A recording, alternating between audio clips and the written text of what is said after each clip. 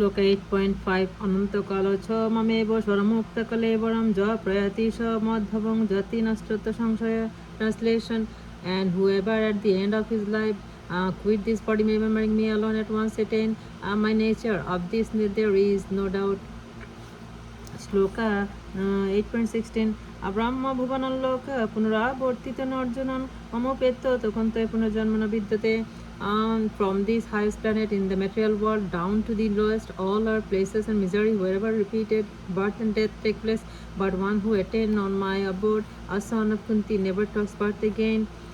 The Shloka 9.2 रजोविद्या रजोगुह पवित्र दिमुत्तमोत्तमम् प्रत्यक्षवर्गणं धर्मं सुसुखं कर्तव्यमय.